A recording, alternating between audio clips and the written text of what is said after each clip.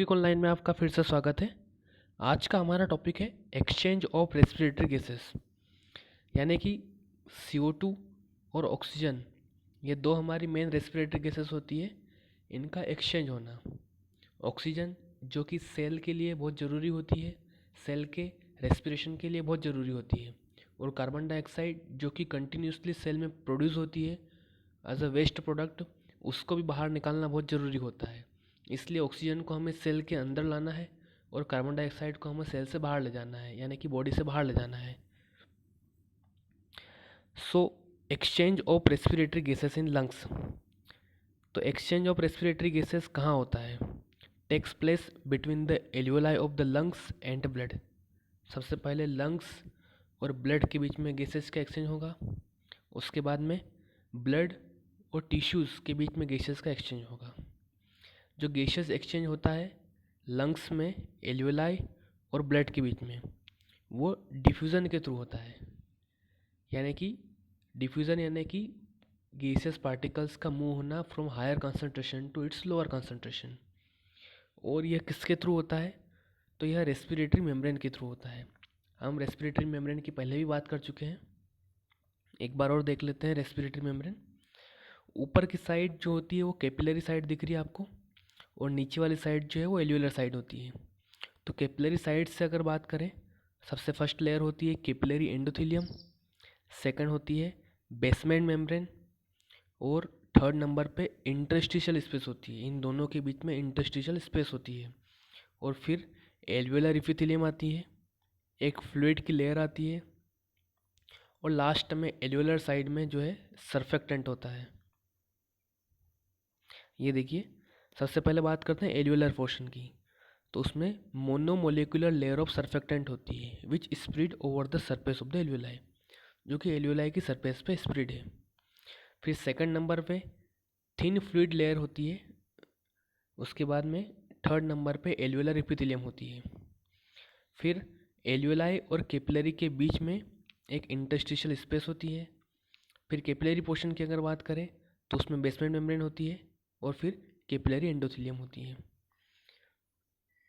ये देखिए, ये जो होती है 6 लेयर होती है, इन 6 मेम्ब्रेन से मिलके हमारी रेस्पिरेटरी मेम्ब्रेन बनती है। और रेस्पिरेटरी मेम्ब्रेन की एवरेज थिकनेस जो होती है वो 0.5 माइक्रोन होती है, यानी कि ये बहुत ही थिन होती है। और इस थिन रेस्पिरेटरी मेम्ब्रेन से ही हमारा गैसेस का एक्सचेंज होगा। और टोटल सरफेस एरिया की अगर बात करें तो रेस्पिरेटरी मेम्ब्रेन का सरफेस एरिया दोनों लंग्स में 70 स्क्वायर मीटर होता है। और जो डायमीटर होता है पल्मनरी कैपिलरी का वो 8 माइक्रोन होता है। और हम जानते हैं आरबीसी का जो डायमीटर होता है वो 7.4 माइक्रोन होता है, यानी कि आरबीसी का डायमीटर 7.4 है और कैपिलरी का डायमीटर 8 माइक्रोन है। यानी कि आरबीसी जो है कैपिलरी में से स्क्वीज होते हुए जाएंगे। सो आरबीसी जो है वो कैपिलरी मेम्ब्रेन के बहुत क्लोज कांटेक्ट में होंगे, और उस क्लोज कांटेक्ट होने के कारण इनमें आसानी से गैसेस का एक्सचेंज हो सकता है। अब बात करते हैं डिफ्यूज़न कैपेसिटी की। So volume of gases diffuse through the respiratory membrane each minute for a pressure gradient of 1 mmHg। यानी कि अगर 1 mmHg का प्रेशर ग्रेडियंट हो तो रेस्पिरेटरी मेम्ब्रेन से कितनी वॉल्यूम गैसेस की डिफ्यूज़ हो सकती है 1 मिनट में। 1 mmHg के प्रेशर ग्रेडियंट हो तो 1 मिनट में रेस्पिरेटरी मेम्ब्रेन से कितना वॉल्यूम ऑफ गैस डिफ्यूज़ हो सकती है। ऑक्सीजन के लिए डिफ्यूज़न कैपेसिटी होती है 21 ml पर मिनट पर 1 mmHg, यानी कि 1 मिनट में 21 ml वॉल्यूम ऑफ ऑक्सीजन जो है वो डिफ्यूज़ हो सकती है। कार्बन डाइऑक्साइड की बात करें तो 400 ml पर मिनट पर 1 mmHg, यानी कि अगर बात करें कार्बन डाइऑक्साइड की तो वो 20 टाइम्स हायर है उसकी डिफ्यूज़न कैपेसिटी ऑक्सीजन के कंपैरिजन में। यानी कि कार्बन डाइऑक्साइड जो है वो आसानी से डिफ्यूज़ हो सकती है। ऐसे कौन कौन से फैक्टर है जो डिफ्यूज़न कैपेसिटी को अफेक्ट करते हैं? सबसे पहले बात करते हैं प्रेशर ग्रेडियंट की। तो जितना ज़्यादा प्रेशर ग्रेडियंट होगा दोनों के बीच में, जितना ज़्यादा प्रेशर ग्रेडियंट होगा उतनी ज़्यादा गैसेस की डिफ्यूज़न कैपेसिटी बढ़ जाती है। सेकंड नंबर पे आता है हमारा solubility of the gases in a fluid medium. So diffusion capacity is directly proportional to the solubility of the gases. जिसकी solubility जितनी ज़्यादा होगी उतनी उसकी diffusion capacity ज़्यादा होगी. यानी कि if the solubility of a gas is more in the fluid medium, a large number of the molecule dissolve in it and diffuse easily. अब बात करते हैं total surface area of the respiratory membrane. Total surface area की अगर बात करें तो diffusion की capacity is directly proportional to the surface area of the respiratory membrane. जितना ज़्यादा सरफेस एरिया होगा उतनी ज़्यादा डिफ्यूज़न कैपेसिटी होगी. हमने बात कर ली है कि रेस्पिरेटरी मेम्ब्रेन का सरफेस एरिया जो होता है वो 70 स्क्वायर मीटर होता है. अब बात करते हैं molecular weight of the gas की. सो डिफ्यूज़न कैपेसिटी जो होती है वो इन्वर्सली प्रोपोर्शनल होती है to the molecular weight of gas. यानी कि अगर मोलिकुलर वेट ज़्यादा है किसी गैस का तो उसकी डिफ्यूज़न कैपेसिटी कम होगी. अब बात करते हैं थिकनेस ऑफ रेस्पिरेटरी मेम्ब्रेन की. So diffusion capacity is inversely proportional to the thickness of respiratory membrane. जितनी ज़्यादा रेस्पिरेटरी मेम्ब्रेन की थिकनेस होगी उतना डिफ्यूज़न कम होगा गैसेस का. इसलिए कुछ कुछ कंडीशंस होती है जैसे कि फाइब्रोसिस हो गया, एडिमा हो गया. इन सब कंडीशन में जो डिफ्यूज़न कैपेसिटी होती है वो कम हो जाती है क्योंकि इन कंडीशन में रेस्पिरेटरी मेम्ब्रेन की थिकनेस जो होती है वो बढ़ जाती है. अब बात करते हैं diffusion of oxygen from atmosphere into the lungs. देखिए ऑक्सीजन का जो फ्लो होगा वो सबसे पहले ऑक्सीजन एटमॉस्फेयर से लंग्स में आएगी यानी एल्वियोलाई में आएगी. उसके बाद में एल्वियोलाई से उसका डिफ्यूज़न होगा ब्लड में और फिर ब्लड से वह जाएगी टिश्यू में. इसका जस्ट अपोजिट कार्बन डाइऑक्साइड का डिफ्यूज़न होता है. कार्बन डाइऑक्साइड का कंसंट्रेशन टिश्यू में बहुत ज़्यादा होता है. As a by product generate होता है carbon dioxide. So carbon dioxide tissue से ब्लड में जाएगी, ब्लड से वो एल्वियोलाई में जाएगी और एल्वियोलाई से वह एटमॉस्फेयर में जाएगी. सबसे पहले बात करते हैं ऑक्सीजन की. सबसे पहले डिफ्यूज़न हो रहा है ऑक्सीजन का एटमॉस्फेयर से हमारे लंग्स में. So partial pressure of oxygen जो होता है एयर में वह 159 mmHg होता है और हमारे एल्वियोलाई में 104 mmHg होता है. यानी कि डिफ्यूज़न जो होगा वह एयर से हमारे एल्वियोलाई में होगा क्योंकि हमने बात करी है डिफ्यूज़न जो होता है वो हाई कंसंट्रेशन ग्रेडियंट से लो कंसंट्रेशन ग्रेडियंट में होता है.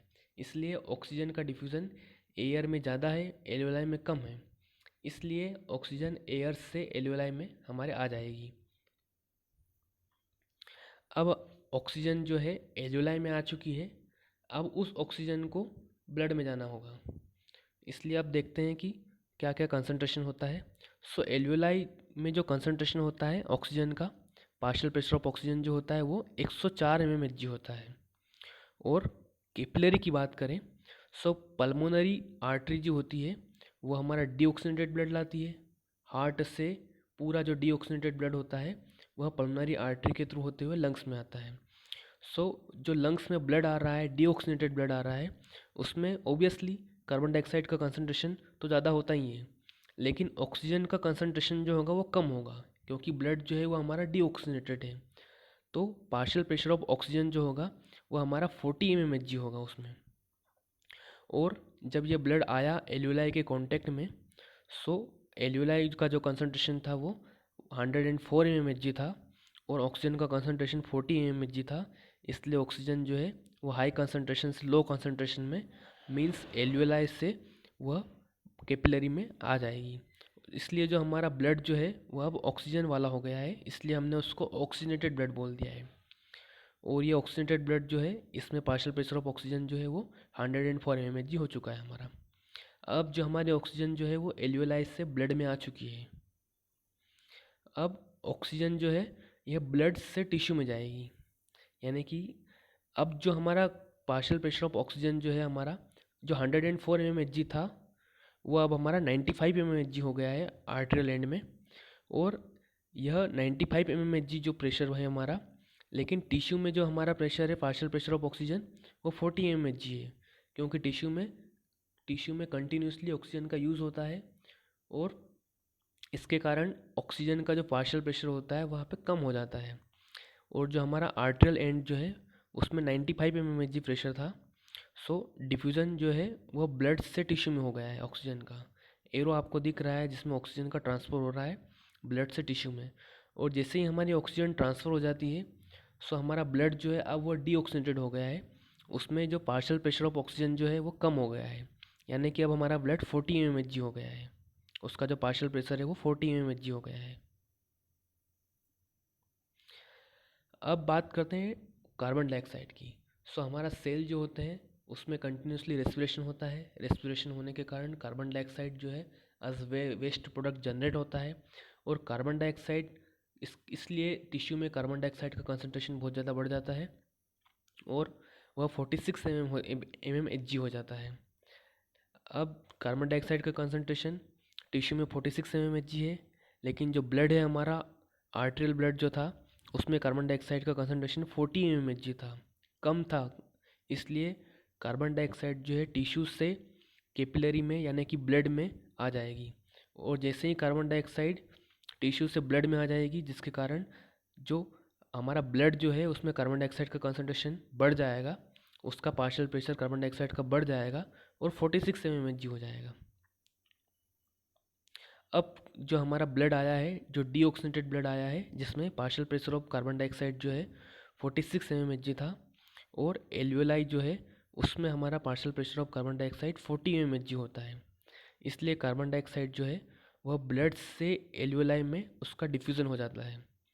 इसलिए कार्बन डाइऑक्साइड के जाने के बाद में, और हमने पहले भी बात कर चुके हैं कि एल्वियोलाई से सेम इसी समय जो है ऑक्सीजन का ट्रांसफ़र हो गया था ब्लड में, इसलिए ब्लड जो है वो ऑक्सीजनेटेड हो गया था, और यहाँ पे कार्बन डाइऑक्साइड जो है वो ब्लड से एल्वियोलाई में चली गई है।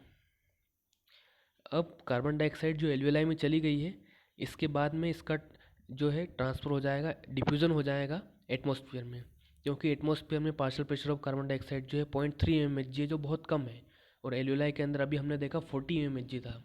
इसलिए कार्बन डाइऑक्साइड का डिफ्यूज़न हो जाता है लंग्स से या एल्वियोलाई से एटमॉस्फेयर में। ये बेसिक डायग्राम है जो पूरा हमको एक्सप्लेन कर देगा कि क्या क्या हो रहा है।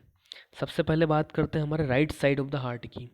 देखिए right side of the heart में राइट एट्रियम की अगर बात करें तो उसमें सुपीरियर वेना कावा और इन्फीरियर वेना कावा से पूरी बॉडी का जो भी डीऑक्सीनेटेड ब्लड होता है वो राइट एट्रियम में आता है। राइट एट्रियम से वो राइट वेंट्रिकल में जाता है।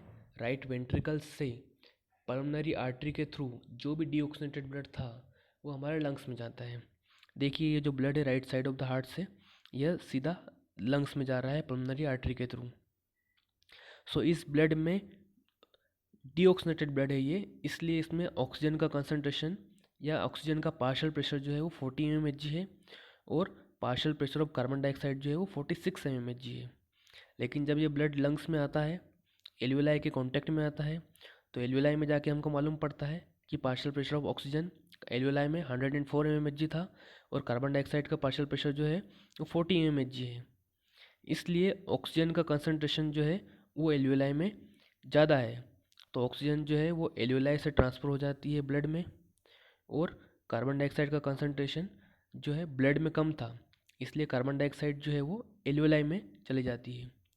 सो इसी समय दोनों इवेंट हो रहे हैं, ऑक्सीजन जो है एल्वियोलाई से ब्लड में आ रही है और कार्बन डाइऑक्साइड जो है ब्लड से एल्वियोलाई में जा रही है। इसीलिए जो हमारा ब्लड था अब वह ऑक्सीजनेटेड हो गया है, और यही ब्लड जो है वह पल्मोनरी वेन के थ्रू हार्ट में आता है, और हार्ट से एओर्टा के थ्रू पूरी दूर सप्लाई हो जाता है ये। इसलिए यह हार्ट में जो ब्लड आया है या एओर्टा के थ्रू जो पूरी बॉडी में डिस्ट्रीब्यूट होगा उसमें ऑक्सीजन का कंसंट्रेशन 104 mmHg था, और वहीं कार्बन डाइऑक्साइड का जो पार्शियल प्रेशर है वो 40 mmHg है। अब यह कंसंट्रेशन जो है left side of the heart में गया, लेफ़्ट साइड ऑफ हार्ट में जाने के बाद में एओर्टा में गया। एओर्टा से यह यहाँ पे जो पार्शियल प्रेशर ऑफ ऑक्सीजन जो अब बचा है वह 95 mmHg है, और ऑक्सीजन का जो partial pressure of carbon dioxide जो है ये 40 mmHg है। जब ये टिश्यू पे जाते हैं तो टिश्यू में कार्बन डाइऑक्साइड का कंसंट्रेशन जो है वो 46 mmHg है, और ऑक्सीजन जो है वो 40 mmHg है। तो यहाँ पे जो प्रोसेस चलती है लंग्स के पूरे रिवर्स चलती है। यहाँ पे जो है ऑक्सीजन टिश्यू के अंदर जाती है और कार्बन डाइऑक्साइड जो है टिश्यू से बाहर निकलती है। इसलिए जो हमारा ब्लड है वह अब डीऑक्सीनेटेड हो गया है, क्योंकि इससे ऑक्सीजन निकल गई है, इसलिए ब्लड जो है डीऑक्सीनेटेड हो गया है, और वहीं जो डीऑक्सीजनेटेड ब्लड था ये वापस हमारे right side of the heart में आएगा और वापस ये हमारे लंग्स में जाएगा। लंग्स से वापस ब्लड ऑक्सीजनेटेड होगा और यह ब्लड हार्ट में आएगा। हार्ट में यह एओर्टा के थ्रू होते हुए पूरी बॉडी में वापस डिस्ट्रीब्यूट हो जाएगा। Thank you.